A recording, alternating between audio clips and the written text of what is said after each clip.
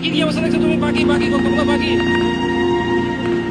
গভীর রাতে হঠাৎ তীব্র শব্দ আর আলোর ঝলকানিতে আতঙ্কিত দিগ্ভ্রান্ত হয়ে ছোটাছুটি করে গাছে আশ্রয় নেয়া শালিক, চড়ুই, কাক ও ঘুঘু সহ অসংখ্য পাখি।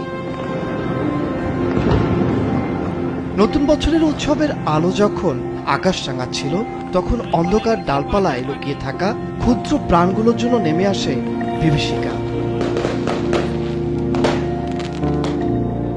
আতশবাজি ও পটকার বিকট শব্দে শুধু মানুষ নয়, নগরীর ঘুমন্ত পাখিরাও পড়ে যায় চরম বিপর্যয়ের মুখে। উৎসবের আনন্দ তাদের জীবনে হয়ে ওঠে। আসসালামু আলাইকুম রহমতুল্লাহ। তো এই এই ডিসেম্বরে তো আমরা অনেক কান্নাকাটি করছি, তাই না? জানুয়ারিতে পা দিছি। তা আমরা দেশপ্রেমী অনেক দুইজন একজন নেত্রী একজন নেতাকে আমরা হারাইছি। তো এই এই মানে দুঃখে কষ্টের মধ্যে কীভাবে 31st নাইট আমরা এটা পালন করতে পারি? বেগম জিয়াকে একদিন দুই দিন আগে কবর দেওয়ার মানে শেষ করা হইল না, আজকে 31st নাইটে পুরো বাংলাদেশ মানে এত আনন্দ উল্লাস কী কারণে ভাই?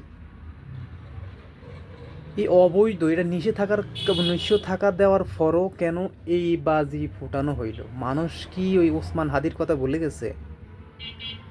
মানুষ কি খালি এইটুকুই মানে মানুষের মনে কি এইটুকুই থাকে যে 2 দিন এটা নিয়ে নাচানাচি করলাম, 2 ইয়ার পরে ভুলে যাম? এই অবস্থা আমাদের জাতির। ভাই অনেক কষ্ট এই ডিসেম্বর মাসটা অনেক কষ্ট হয়ে গেছে ভাই।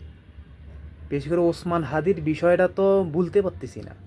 দ্বিতীয় কথা হইলো বেগম খালেদা জিয়া, দেশনেত্রী বেগম খালেদা জিয়া, উনি মৃত্যুবরণ করছে 2 দিন হইল না ভাই।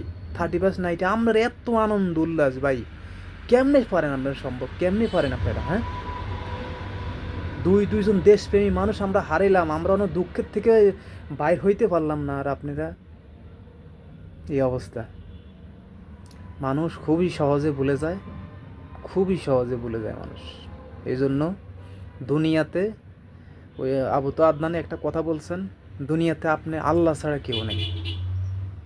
তা এই অবস্থা, জাতির ফুলাভাইন, জাতির মানুষ এখনও ঠিক হইল না। আসসালামু আলাইকুম রহমতুল্লাহ।